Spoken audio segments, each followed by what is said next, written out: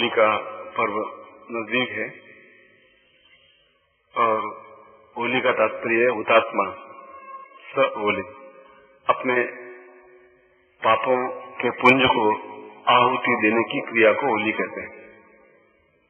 जो हमारे जीवन के पाप हैं और वे पाप 6 प्रकार से प्रकट होते हैं, जो पूर्व जन्म और पिछले 16 जन्मों से, जैसे अभी मैंने ब्रह्मा से लगा करके आज तक जो गुरु परंपरा रही है और उनको यहाँ स्थापन किया है, ठीक उसी प्रकार से पिछले 16 जन्मों के जो पाप होते हैं वे 6 प्रकार से इस जीवन में प्रकट होते हैं।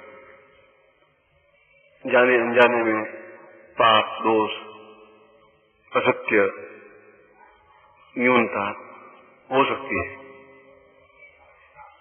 इस पर हमारा बस नहीं है, मगर इनको समाप्त करने की कोई टेक्निक, कोई विधि भी संसार में नहीं है। ये पाप या तो अपने साथ ढोते हुए अगले जीवन में फिर उतना ही दुख भोगना पड़ेगा, उस अगले जीवन में भी फिर अगले 16 जन्मों में वह दुख, तो वह जो कर्जा है, वह जो ऋण है जो आपने पिछले जीवन में अपने ऊपर ओढ़ा है, उसको ढोना ही पड़ेगा आपको। अगला जीवन फिर लेना पड़ेगा, फिर ढोना पड़ेगा, या इस जीवन में ही गुरु सेवा करते हुए वह ऋण चुकाना पड़ेगा। और वह ऋण चुकता है पिछले जीवन के दोषों को समाप्त करने के लिए, जिससे कि यह जीवन पूर्ण पवित्र और दिव्य बन सके। यह पाप 6 रूपों में हमारे सामने प्रकट होता है। और ये जो मैं शब्द पाप बोल रहा हूं, पतितः इति पाप, जहां भी हम गिरते हैं, गिरने का मतलब है मन या वचन या कर्म से, विचारों से, भावनाओं से, चिंतन से, उसको पाप कहते हैं। और पाप समाप्त नहीं हो सकते। जो पिता का कर्जा है वो मुझे स्वीकार करना ही पड़ेगा, उतारना ही पड़ेगा। जो मैंने अगर किसी का ऋण लिया है तो मेरे बेटों को चुकाना ही पड़ेगा। यह पीढ़ी पर पीढ़ी परंपरा है। तो अगले पिछले 16 जन्मों में यदि आपने कोई जाने अनजाने में, चाह करके भी नहीं चाह करके भी, अपनी इच्छा से, दूसरों की प्रेरणा से, दूसरों की कुबुद्धि से अपने जीवन में जो पाप इकट्ठा किया है, वह इस जीवन में केवल गुरु पूजन से या गुरु साधना से या गुरु मंत्र जाप से या गुरु सेवा से ही समाप्त हो सकता है। वो पाप सामने आता है कुबुद्धि युक्त संगति से। एक, हम कैसे भी हों, मगर हमारी संगति अगर कुबुद्धि युक्त है, वह कुबुद्धि अपने आप में पाप है। जिसकी तुम संगति कर रहे हो वह अगर पाप पुंज है, एक पाप का स्वरूप है, तो उसकी संगति करने से आपके अंदर भी पाप व्याप्त होगा ही, और वह पाप भी इस जीवन में आपको ढोना पड़ेगा और उसके परिणाम आपको भोगने पड़ेंगे। दूसरा, पाप आपके रोग के द्वारा समाप्त होता है। फिर जीवन के जितने भी पाप हैं वे रोग के माध्यम से प्रकट होकर के समाप्त हो जाने की क्रिया होते हैं। इसका मतलब है कि यदि कोई मेरे जीवन में पाप रहा है तो रोग के माध्यम से समाप्त हो रहा है। तीसरा, कुतर्क के माध्यम से। यदि पिछले जीवन के कोई पाप है तो मन में हरदम शंका और कुतर्क बने रहते हैं। ये क्या है, ये कैसा है, ये सही है, ये नहीं सही है, और आप फिर कुतर्क की ओर ज्यादा बढ़ते हैं। सेवा की तरफ बढ़ने की प्रवृत्ति कम होती है। इसलिए कुछ ऋण रह जाएगा तो फिर अगले जीवन को लेना ही पड़ेगा, या ये ऋण इस जीवन में उतार लेना है तो इस जीवन में उतर जाएगा। चौथा, पुत्र के रूप में, या तो पुत्र नहीं हो या पुत्र को पुत्र हो, इस रूप में भी वो पाप उसके जीवन में सामने आते हैं और उस पापों को इस जीवन में भोगना ही पड़ता है। पांचवा, मन के विकारों से। हम ऊपर से चाहे कितना ही मधुरता बोले, गुरु शब्द का उच्चारण करें, और मन में यदि तर्क है, मन में यदि छल है, मन में यदि द्वेष है, मन में यदि गलत भावनाएं हैं, मन में यदि कुबुद्धि है, कुविचार है, यह भी पाप के ही पुण्य है, जो कि या तो धीरे धीरे समाप्त होंगे या बार बार आपको उस ओर धकेलेंगे। आप गुरु शब्द मुंह से बोलेंगे, फिर आपकी क्रियाकलाप में वही कुबुद्धि, वही कुविचार, वही तिकड़मबाजी, वही द्वेष, वही दूसरों को भड़काने की प्रवृत्ति, इस प्रकार से भी पाप आपके सामने खड़े ही रहते हैं, वे समाप्त नहीं हो सकते। और छठा और अंतिम जो पाप आपके जीवन का है, वह जीवन की न्यूनता की वजह से है। यानी आपके मन में ये इच्छा बनी रहती है कि यह भी मुझे प्राप्त हो, यह भी प्राप्त हो, यह भी प्राप्त हो, यह भी प्राप्त हो।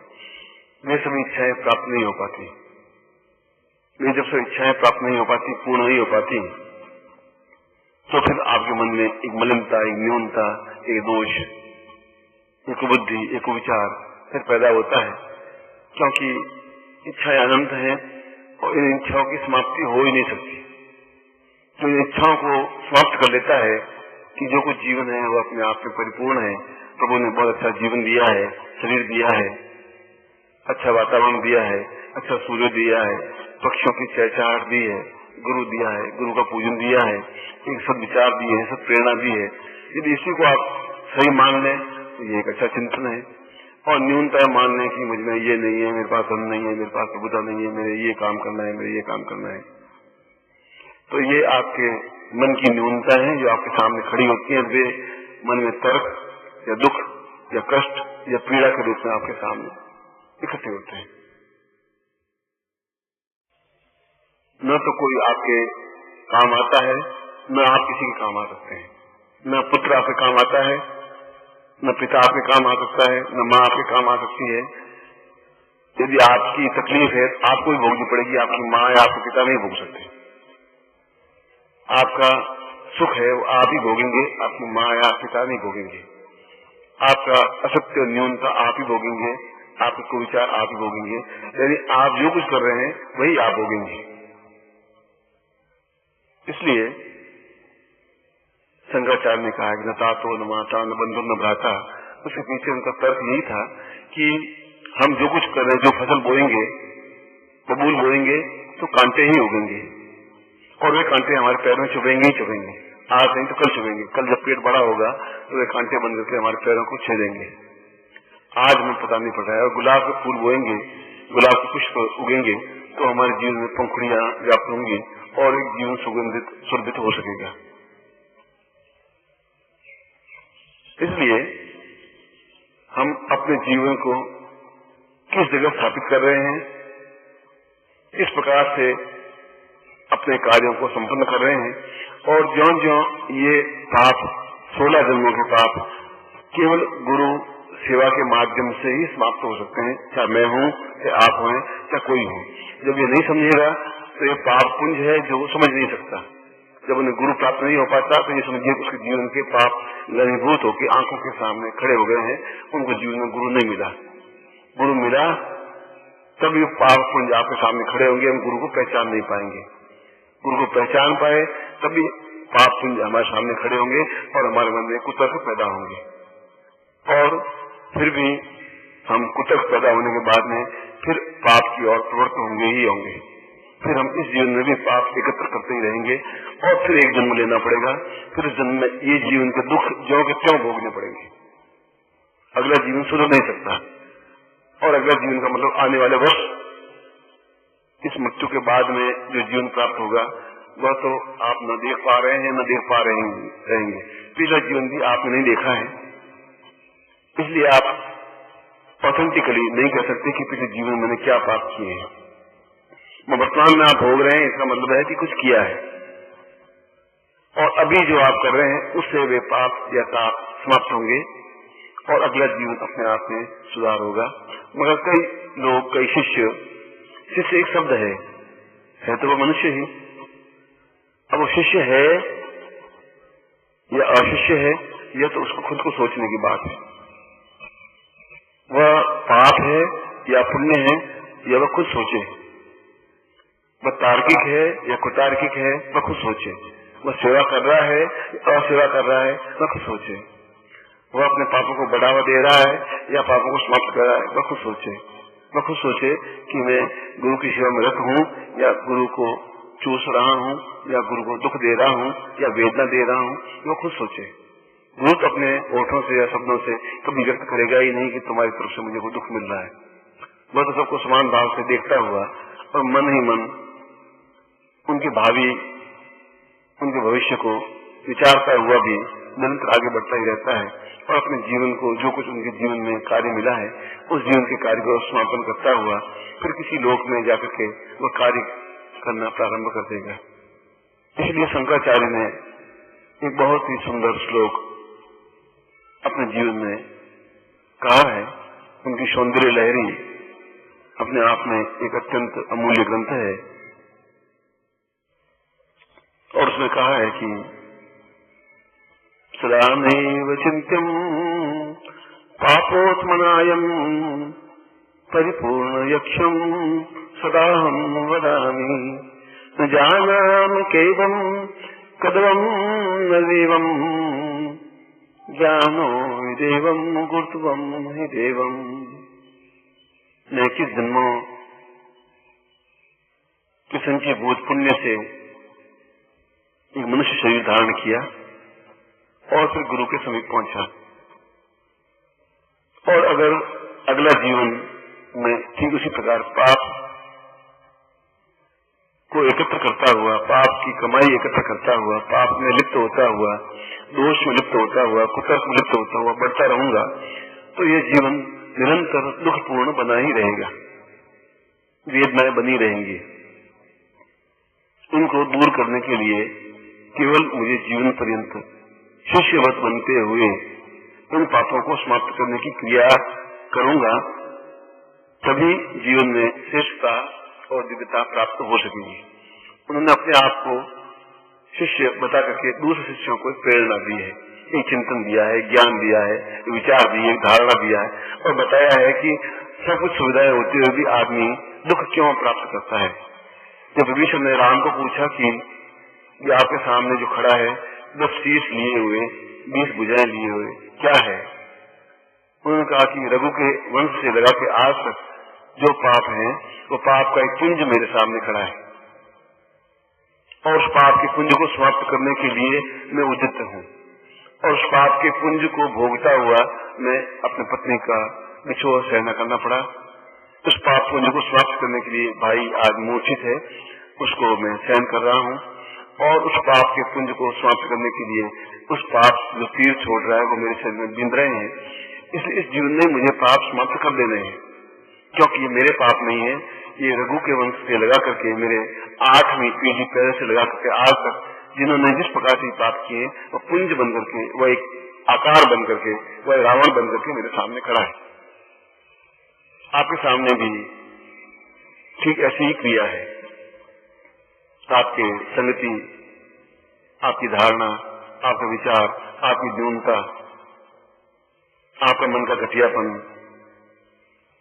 वो पाप पुंज बन करके ही आपके सामने खड़ा होता है और आप अपने आप को ज्यादा बुद्धिमान, ज्यादा योग्य, ज्यादा चतुर समझते हैं और समझते हुए या तो पापों की वृद्धि कर रहे हैं या पापों की समाप्ति कर रहे हैं। ये आप स्वयं अपने सामने एक न एक दिन ऐसा आएगा जब पाप अपने आप पुंज बन करके आपके सामने खड़ा होगा ही होगा। उस समय आपके सामने पश्चाताप के अलावा कुछ रहेगा नहीं और ये जीवन अपने आप में व्यर्थ चला जाएगा। या तो आप भगवान शंकराचार्य भी आचार्य बनकर के जीवन में धन, यश, मान, पैसा, पुत्र प्राप्त कर सकते थे, मगर उन्होंने उस रास्ते को नहीं चुना। उस रास्ते को चुना जो गुरु ने आज्ञा दी और उस गुरु की आज्ञा का पालन करता हुआ निरंतर अग्रसर होते रहे। उन्होंने कहा कि मेरा काम, मेरा धर्म, चिंतन कुछ सोचना नहीं है, मैं इस जीवन में सोच भी नहीं सकता, मैं उस जगह पहुंच भी नहीं सकता जहाँ गुरु हैं, मैं उनके विचारों को समझ भी नहीं सकता, मैं उनको पूर्ण रूप से हृदय में स्थापित कर ही नहीं सकता, क्योंकि ये शरीर तो अपने आप में मलिन है, पाप युक्त है, जिसमें थूक है, लार है, मज्जा है, विस्ता है, मूत्र है, हड्डियां हैं, नाड़ियां हैं और इसमें ऐसा कुछ नहीं है जहाँ अपने आप में सुगंधित आसन हो जहाँ अपने गुरु को स्थापित कर सकूं। जो आसन ही नहीं है तो गुरु स्थापित होंगे ही कहाँ, और जब गुरु हृदय में स्थापित हो ही नहीं सकते तो फिर जीवन का मूल्य ही क्या है। ये जीवन तो अपने आप में एक गौरव समझ करके मैं गुरु की पूजा कर रहा हूँ इससे अच्छा है कि मैं पुत्र उत्पन्न करने की अपेक्षा या पैसा कमाने की अपेक्षा दूसरा रास्ता चुनूं, जिस रास्ते पर पवित्रता है, एक दिव्यता है। हो सकता है मैं जीवन के अंतिम समय में कुछ ऐसा घटित हो जाए कि आने वाली पीढ़ियां मुझे स्मरण रख सकें, आने वाली पीढ़ियों के लिए मैं आदर्श बन सकूं, आने वाली पीढ़ियां मेरा चिंतन कर सकें। और उन्होंने उस दूसरे रास्ते को पकड़ा। इस जीवन में भी वह जीवन एक दूसरे प्रकार का जीवन था, वातावरण दूसरा था, दूसरे प्रकार का समाज था, दूसरे प्रकार का युग था। आज युग एक अलग है, मगर चाहे त्रेता युग हो, चाहे द्वापर युग हो, चाहे कलयुग हो, समाज वैसा का वैसा ही है। उस समाज में कुछ अंतर नहीं आया है। दस ने भी पाप पुंज एकत्र किए और इतना एकत्र किया कि अपने बड़े पुत्र के हाथ से अग्निदाह भी नहीं प्राप्त कर सका। मृत्यु के समय बड़ा पुत्र अपने पास में रख भी नहीं सका और उसकी आत्मा जीवन पर्यंत मृत्यु के बाद में भटकती ही रही। वह अपने आप में पूर्ण रूप से मुक्ति को प्राप्त हो ही नहीं सके और कई कई जन्मों तक अपने प्रेत योनि में भटकना उनको पड़ा, चाहे वे राम के पिता भी थे। इसी प्रकार से इस जीवन के दोनों ही रास्ते आपके सामने खुले हैं। या तो आपका एक रास्ता है जिस रास्ते पर चल के और पाप एकत्र करके और इस जीवन की मृत्यु को प्राप्त हो जाएंगे और पाप आपकी बराबर इच्छाओं को बढ़ाता देता हुआ फिर आपके सदविचार कुछ क्षणों के लिए आएंगे और आपके ऊपर कुविचार हावी हो जाएंगे कि नहीं इससे क्या फर्क पड़ता है, ऐसा कर ही लो, चोरी कर लो, थोड़ा झूठ बोल लो, थोड़ा छल कर लो, थोड़ा असत्य कर लो, थोड़ा गुरु को नुकसान पहुंचा दो, थोड़ा गुरु की आज्ञा का उल्लंघन कर दो, फिर झूठा गुरु के सामने गुरु शब्द उच्चारण कर लो। ये आपके कुविचार आप पर हावी होकर के फिर पाप की वृद्धि करेंगे, ऋण वृद्धि करेंगे और कोई कोई पूरा रावण बन के आपके सामने खड़ा हो जाएगा जब आपको तीरों से छिदना पड़ेगा और जगह जगह तीर लगेंगे और आपको गिरना पड़ेगा, चाहे वो भीष्म हो, चाहे वो द्रोणाचार्य हो, चाहे अश्वत्थामा हो, चाहे और कोई हो। इसलिए शंकराचार्य के श्लोक को तो मैं कल इसका उत्तर श्लोक में तो कुछ और बताया गया था, मैं तो केवल शंकराचार्य के चिंतन को आपके सामने स्पष्ट कर रहा था कि उनका चिंतन क्या था। हम क्या करें तो हमें कुछ पता नहीं है। हम वही कर रहे हैं जो समाज हमें धकेल करके करवा रहा है, कुबुद्धि हमें करवा रही है। हम थोड़ा सोचते हैं फिर कुबुद्धि हम पर हावी हो जाती है, फिर सोचते हैं कि नहीं ऐसा करना ही नहीं है। हमें केवल एक दो तरह का जीवन जीना है। एक जीवन जो गुरु को केवल प्रसन्न करने का चेहरा बनाकर उनके सामने खड़ा होना है, एक जीवन अपने स्वार्थ की पूर्ति करते रहना है।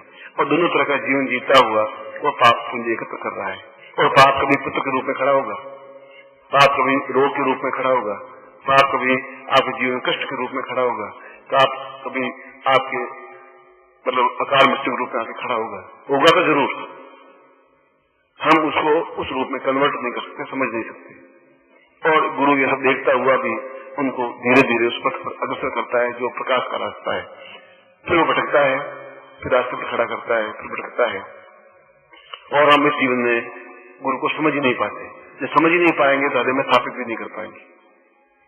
हृदय में स्थापित तब हो पाएंगे जब हमारे अंदर से बिल्कुल एक पवित्र भावना होगी कि मेरा जीवन का प्रत्येक क्षण गुरु की सेवा में ही व्यतीत होना चाहिए। उसमें चाहे नुकसान उठाना पड़े या लाभ उठाना पड़े, ये तो शब्द है। न जीवन को नुकसान होता है न कोई लाभ होता है। क्या नुकसान हो सकता है? शंकराचार्य को क्या नुकसान हुआ? विश्वामित्र को क्या नुकसान हो गया? वशिष्ठ को क्या नुकसान हो गया? कृष्ण को क्या नुकसान हो गया? ये तो भावना थी। वशिष्ठ थोड़ा कंस का हाथ जोड़ लेता, पांव पड़ लेता तो राज्य कर लेता, उसमें कोई बहुत बड़ी बात थी नहीं। या थोड़ा सा वसुदेव का और दूसरे राजाओं का अपमान सहन कर लेता तो मथुरा में राज्य करते रहते। मगर वह जीवन का चिंतन था नहीं। हृदय से चिंतन निकला था कि मुझे रास्ते को पार करना है। केवल गुरु की आज्ञा का प्राप्त करता हुआ एक नवीन प्रकार से गुरु चिंतन देना है, तभी वो कृष्ण बन सके या राम बन सके या बुद्ध बन सके या महावीर बन सके या चैतन्य बन सके या महावीर बन सके, जो कुछ बन सके। ये आपके सामने दोनों रास्ते हैं। यह होली का पर्व है और हम अपने पापों को एक साथ, इतने जन्मों के पापों को संचित करके एक साथ उस अग्नि में जो अग्नि सब कुछ समाप्त कर सकती है, मनुष्य को भी, मनुष्य के पापों को भी, मनुष्य के पुण्यों को भी। इसे पापों को हमेशा के लिए समाप्त कर दें, और वह पुण्य कैसे समाप्त हो सकते हैं या पाप कैसे समाप्त हो सकते हैं होली के अवसर पर, यह गुरु ही बता सकता है। गुरु तो बता सकता है जब आप बिल्कुल शिशुवत ये चिंतन करते हुए कि मेरे जीवन का प्रत्येक क्षण गुरु चरणों में व्यतीत होगा, गुरु की सेवा में व्यतीत होगा, वह कौन सी आज्ञा दे रहे हैं, क्यों दे रहे हैं, इसको हम समझ नहीं पाएंगे। इसलिए समझ नहीं पाएंगे कि आप और गुरु दोनों अलग अलग हैं। गुरु एक दूसरी चीज है आपके सामने, आप एक अलग चीज है। जब तक ये डिफरेंस, ये गैप आप में रहेगा, तब आप गुरु को पूर्ण रूप से हृदय में स्थापित नहीं कर पाएंगे। नहीं स्थापित कर पाएंगे तो पवित्र नहीं हो पाएंगे, आपका चिंतन शुद्ध नहीं हो पाएगा। फिर आप अपने स्वार्थ में लीन होंगे ही होंगे, फिर आप अपने पाप कर्म में लीन होंगे ही होंगे, फिर आप में कुबुद्धि पैदा होगी ही होगी, और आपके सामने गुरु है, उनको ही आप छीन सकेंगे, और कोई चीज है नहीं। जो सामने होगा, जो खाने की चीज होगी वही खाऊंगा।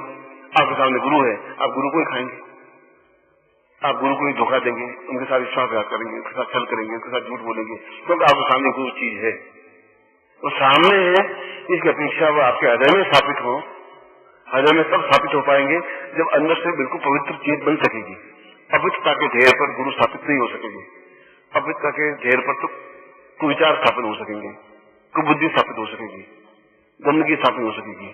और वह गंदगी उन लोगों को मुबारक है जो ऐसा चाहते हैं, और करोड़ों लोग ऐसे हैं, करोड़ों लोग रावण हैं, करोड़ों लोग कंस हैं। राम तो केवल एक ही त्रेता युग में पैदा हुए, पूरे त्रेता युग में एक ही तो राम पैदा हुए, हजारों राम तो पैदा नहीं हुए। द्वापर युग में एक ही तो कृष्ण पैदा हुआ, हजारों कृष्ण पैदा नहीं हो सके। बाकी तो दुर्योधन, दुशासन और सैकड़ों कौरव 100 थे, एक पाप के पुण्य थे। इसलिए ऐसे रास्ते पर भटकाने वाले तो करोड़ों पैदा होंगे ही, आपके साथ आएंगे ही। आप उनके साथ भटकें या आप अपने आप में एक ही व्यक्तित्व बन सके और अपने आप को पूर्ण रूप से लीन कर सके कि जल में कुंभ, कुंभ में जल है, बाहर भीतर पानी। मैं अलग जल हूं क्योंकि घड़े के अंदर हूं। ये समुद्र का पानी जो मेरे घड़े में वो एक अलग है क्योंकि मेरे बाहर है, और मेरे बीच में एक मिट्टी की दीवार है। फूटा कुंभ जल जल ही समाना। जो ये घड़ा फूट जाएगा तो ये पानी उस पानी में मिलाप हो जाएगा। ये तथ्य कहा गया है उस ज्ञानी गुरु ने। ये कहा कि ये बीच की दीवार जब तुम तोड़ दोगे, जब ये विचार छोड़ दोगे मेरे सामने गुरु खड़े हैं, इस अपेक्षा यह विचार जिस क्षण आपके मन में आ जाएगा कि मेरे हृदय में गुरु स्थापित है और हृदय शुद्ध पवित्र है, और फिर बाहर की कोई अंदर तूफान आपको विचलित नहीं करे, ऐसी स्थिति आपकी बने, प्रज्ञावान बन सके, कृष्ण में बन सके, राम में बन सके, तब आपके जीवन के सारे पाप इस होली पर समाप्त हो सकेंगे। अन्यथा गुरु अपने रास्ते पर गतिशील रहेगा और ये शरीर तो एक समाप्त होने की क्रिया है, समाप्त होगा ही, जीवन के क्षण तो समाप्त होंगे। ये आपका चिंतन है कि आप गुरु सेवा करें या अपनी खुद की सेवा करें या अपने पाप की पूजा करें या अपने पुण्य की पूजा करें या अपने स्वार्थ की पूर्ति करें या गुरु के कार्य को संपन्न करें। अब त्याग वृत्ति अगर आप में है तो ऐसा कर सकेंगे, और त्याग है तो अपने पापों को इकट्ठा करते रहेंगे। गुरु तो केवल दृष्टा है जो देखता रहता है और जहां भी समझता है वहां पर वह संकेत कर लेता है। यह प्रभात आपके हृदय में प्रकाश बनकर के उभरे, आपकी आंखों में आंसू हो, और आंसू ही पाप जो अंदर जो है वे बाहर निकलने की क्रिया है। अंदर के जो कुछ दुख है, दरिद्रता है, कष्ट है, पीड़ा है, पूर्व जन्म के पाप है, वे सब आंसू बनकर के निकल सकते हैं। जब आंख में आंसू नहीं होते तो समझिए कि मेरे अंदर उतना ही कुत्सित विचार, उतनी कुबुद्धि, उतने कुतर्क है। वे अश्रु उन चरणों में प्रक्षेपित हो जिनको हमने गुरु कहा है, तब हम अंदर से पूर्ण पवित्र बन सकेंगे। और जैसे एक बछड़ा गाय को देखता हुआ अपनी मां को देख करके दौड़ता हुआ उनके स्तनों से लिपट जाता है, तब ठीक उसी प्रकार से जिस प्रकार से चिड़िया अपने डने, अपने पंख फैला करके अपने अंडों को, अपने बच्चों को रक्षा करती है, तब गुरु ठीक उसी प्रकार से अपने बच्चों को, अपने शिष्यों को अपनी गोद में लेकर के उसकी रक्षा करने के लिए सन्नद्ध हो जाता है। ऐसे अच्छे विचार, ऐसे चिंतन आपके मन में उदय हो, मैं ऐसी उम्मीद करता हूं, मैं ऐसी इच्छा करता हूं कि ऐसा ही प्रकाश हमारे सामने उदय हो, हमारे अंदर एक भावना हो, 24 घंटे चिंतन हो, 24 घंटे कार्य में समृद्ध हो और 24 घंटे अपने आप को पवित्र दिव्य बना करके ऐसा कुछ कार्य कर सके आने वाली पीढ़ियां शंकराचार्य की तरह, विश्वामित्र की तरह, वशिष्ठ की तरह, कृष्ण की तरह, राम की तरह हमें याद रख सके, दशरथ की तरह प्रेतात्मा बन करके नहीं भटक सके, वसुदेव की तरह दुखी और दरिद्र जीवन, जितना वसुदेव का जीवन दरिद्र अवस्था में दुखी अवस्था में बीता उतना तो किसी का जीवन बीता ही नहीं। यौवन में बेड़ियों में कैद रहे और कृष्ण के जाने के बाद में वो दुखी और दरिद्र कष्ट पीड़ा भुगतते रहे, चाहे कृष्ण के पिता थे। पिता अपना पाप भोगेगा, आप अपना पाप भोगेंगे, आप अपना पुण्य भोगेंगे, पिता अपने पुण्य भोगेंगे। उनके लिए या पुत्र के लिए आप इकट्ठा कर रहे हैं, ये आपकी न्यूनता है। इसलिए उसने कहा कि न पाप हमारा कोई है नहीं, है केवल स्वार्थ युक्त, क्योंकि स्वार्थ बिल्कुल स्पष्ट है कि हम जब मृत्यु को प्राप्त होते हैं तो सब एक किनारे खड़े हो जाते हैं, हम अकेले ही जाते हैं। रोग होता है तो हम अकेले ही भोगते हैं, पति आपका नहीं भोगता है, बेटा आपका नहीं भोगता है, हम मन में उत्साह है हम ही भोगते हैं। तो जीवन का सौभाग्य होता है कि एक जीवित जागृत गुरु आपके जीवन में प्राप्त हो और हम उसे प्राप्त करें और उनके सामीप्यता प्राप्त करें, सानिध्यता प्राप्त करें, उनके जीवन के दुख और दरिद्रता, कष्ट और पीड़ा, तनाव और दुख को अपने ऊपर लें और समाप्त करें। यद्यपि वह देता नहीं है, मगर फिर भी यह तो एक उनकी ऋण, चाहे पुत्र का ऋण मुझे चुकाना पड़े, चाहे आपका ऋण मुझे चुकाना पड़े, मैं भी चुकाता ही हूं अगर गुरु रूप में हूं तो।